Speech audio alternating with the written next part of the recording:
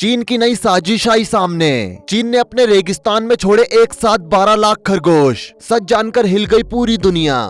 दोस्तों, चीन अपने फायदे के लिए किस हद तक जा सकता है ये तो किसी से भी छुपा नहीं है। साल 2020 में फैला कोरोना भी उसी की ही देन था और एक बार फिर से चीन कुछ ऐसा कर रहा है जिसे सुनकर किसी के भी होश उड़ जाएं। दोस्तों, चीन अपने देश में किए जाने वाले अजीबोगरीब कामों की वजह से पूरी दुनिया में जाना जाता है। फिर चाहे धरती पर अपना खुद का सूरज बनाना हो या फिर सांपों की खेती करना हो, लेकिन इस बार चीन ने सारी हदें पार कर दी है। दरअसल चीन ने अपने रेगिस्तान में सैकड़ों या हजारों में नहीं बल्कि लाखों की संख्या में खरगोशों को छोड़ा है। अब आखिर ऐसा चीन ने क्यों किया, आइए जानते हैं। दोस्तों, हम सभी को ये बात बहुत अच्छे से पता है कि चीन बिना किसी फायदे के कोई भी काम नहीं करता है, चाहे फिर महंगे मोबाइल्स की सस्ते दाम वाली कॉपी बनाना हो या फिर केमिकल्स यूज करके सब्जियां। लेकिन इस बार चीन ने अपने देश के रेगिस्तान में खरगोशों को छोड़ा है और ये काम भी उसने अपने फायदे के लिए ही किया है। दरअसल दोस्तों, चीन के साथ एक समस्या है कि वहाँ मौजूद डेजर्ट अपना एरिया लगातार बढ़ाते जा रहे हैं, जिसका अंदाजा आप इसी बात से लगा सकते हैं कि 90 के दशक में चीन के पास डिजर्टिफाइड लैंड यानी कि जिस एरिया में डेजर्ट मौजूद होता है वो 1.714 मिलियन स्क्वायर किलोमीटर था, यानी 17 लाख मिलियन स्क्वायर किलोमीटर से भी ज्यादा। लेकिन 2015 में जब इस पर वहाँ के वैज्ञानिकों की नजर गई तो सभी लोग हैरान रह गए, क्योंकि 2015 आते आते वहाँ का desertified land area 2.625 million square kilometre हो गया, यानी कि 26 लाख स्क्वायर किलोमीटर से भी ज्यादा।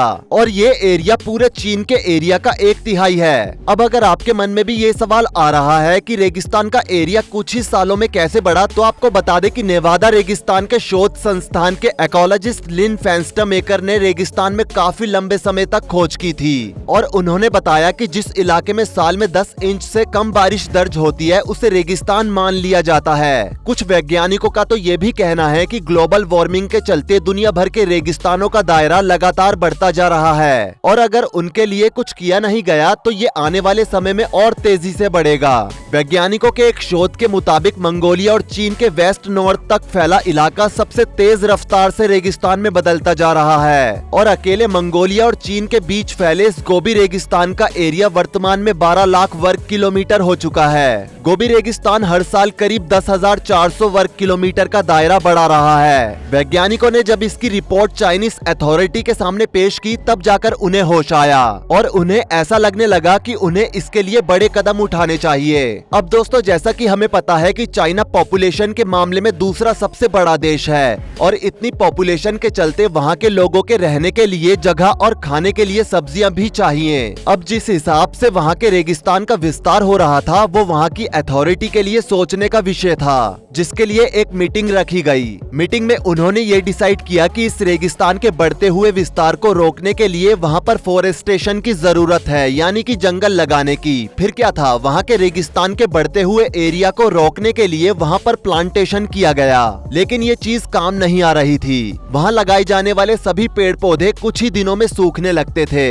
इस वजह से अब उस मिशन में काम करने वाले वैज्ञानिक ये समझ नहीं पा रहे थे कि इन पेड़ पौधों के साथ ऐसा क्या किया जाए कि इन पेड़ पौधों की ग्रोथ हो सके ताकि इस डेजर्ट के एक्सपेंशन को रोका जा सके। सभी लोग इस पर विचार कर ही रहे थे कि तभी एंट्री होती है चाइना के जाने माने इंजीनियर क्युआन ज्यूजन की और उन्होंने बताया कि हम रेगिस्तान के विस्तार को रोकने के लिए सिर्फ पेड़ पौधे या झाड़ ही ना उगाएं, बल्कि हमें यहाँ पर एक इकोसिस्टम लगाना चाहिए। जिसके बाद इसके विस्तार को रोकने के लिए यहाँ 3 टेक्निक्स का इस्तेमाल किया गया। पहली टेक्निक थी फॉरेस्ट्री, यानी कि जंगल। आपने देखा होगा कि जंगलों में पेड़ पौधे व्यवस्थित रूप से नहीं होते हैं। जंगलों में पेड़ पौधे झाड़ सब कुछ मिक्स होता है और इसी बेस पर यहाँ के रेगिस्तान में प्लांटेशन की जाने लगी।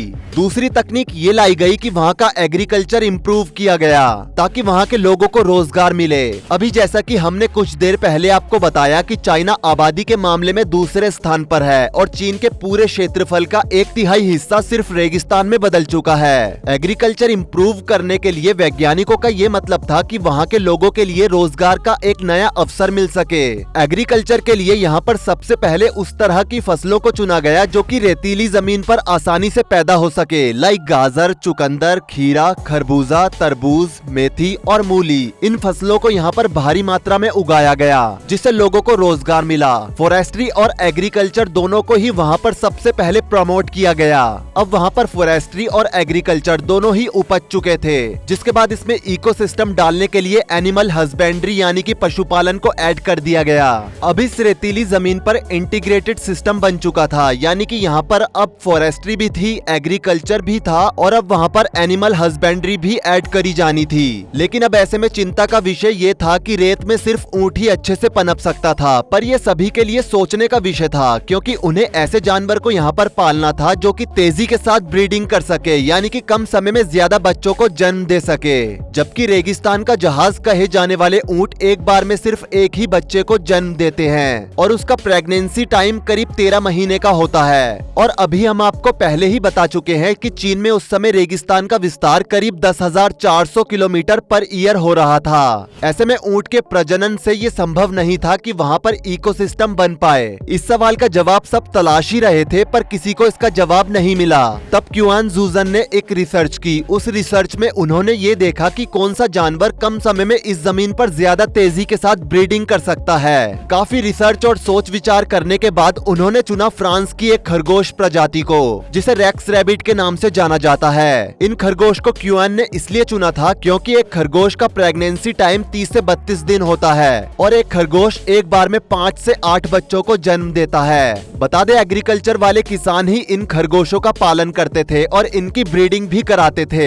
दोस्तों, रेक्स रैबिट की एक विशेषता होती है कि इस प्रजाति के खरगोश घास की जड़ों को खाने के लिए तलाशते हैं और उन्हें ही खाते हैं। और जड़ों को तलाशने के लिए उन्हें जमीन के अंदर गड्ढा करना होता है और गड्ढा करके जब उसे घास की जड़ मिलती है तब वो उस जड़ को खाकर अपना पेट भरते हैं। जब इन खरगोशों को इस रेतीले एरिया में छोड़ा गया तो इन्होंने अपना पेट भरने के लिए पूरी जमीन को खोद डाला। अब आप सोच रहे होंगे कि इससे क्या फायदा हुआ होगा, तो आपको बता दें कि जब इन खरगोशों ने जमीन को खोदा तो उससे एयर इम्प्रूवमेंट हुआ, यानी कि जमीन के नीचे की मिट्टी ऊपर आई और ऊपर की मिट्टी नीचे गई। साथ ही गड्ढा खोदने से नीचे की जमीन में बाहर से हवा भी गई। ये पूरी प्रक्रिया हल चलाने से भी होती है, लेकिन एनिमल्स के द्वारा ये करना ऑर्गेनिक वे में था। इन सब में सबसे बड़ी बात ये थी कि घास की जड़ें खाकर उसमें जो सीड्स मौजूद थे वो इन खरगोशों के मल मूत्र के जरिए अलग अलग इलाकों में फैलते चले गए और वहाँ नए अंकुरण फूटने लगे और वहाँ पर अलग से एफोरेस्टेशन होने लगा।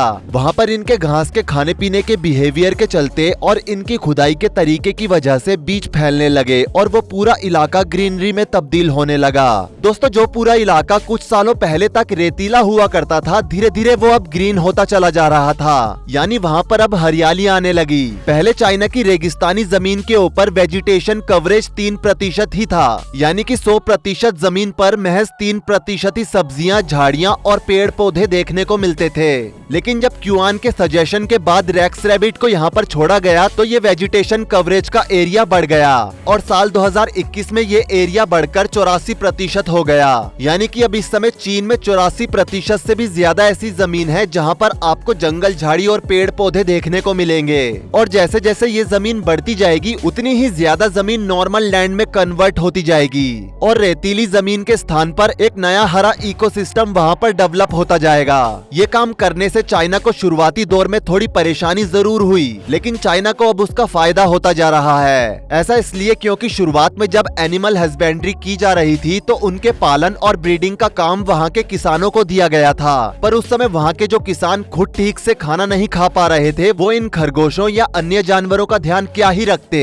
लेकिन अब वहाँ के इकोसिस्टम पर रेक्स रैबिट से काफी सारे परिवर्तन देखने को मिले हैं, जैसे कि वहाँ के किसानों की फसल बढ़ने लगी जिससे उनकी आमदनी भी बढ़ी। इसके अलावा इन रेक्स रैबिट्स की खाल भी काफी महंगे दामों में बिकती है। साथ ही इनके मीट की चाइना में काफी हाई डिमांड भी है, जिससे यहाँ के जो किसान कुछ सालों पहले आत्महत्या करने के बारे में सोच रहे थे वो आज नए नए लोगों को अपने यहाँ पर रखकर उन्हें रोजगार दे रहे हैं। वैसे दोस्तों, चाइना से हमारे भारत को भी कुछ सीखने की जरूरत है। जिस तरह से चाइना ने अपने देश के बंजर वीरान पड़े रेगिस्तान में भी इनकम का एक नया सोर्स ढूंढ लिया, वो अपने आप में ही काबिले तारीफ है। वैसे क्या कहना चाहेंगे आप चाइना के इस काम के बारे में, हमें कमेंट सेक्शन में जरूर बताएं। वीडियो को लाइक करें, शेयर करें और ऐसी ही और वीडियोस के लिए इस चैनल को सब्सक्राइब करके साथ में बेल नोटिफिकेशन को भी ऑल पर सेट कर लें। धन्यवाद।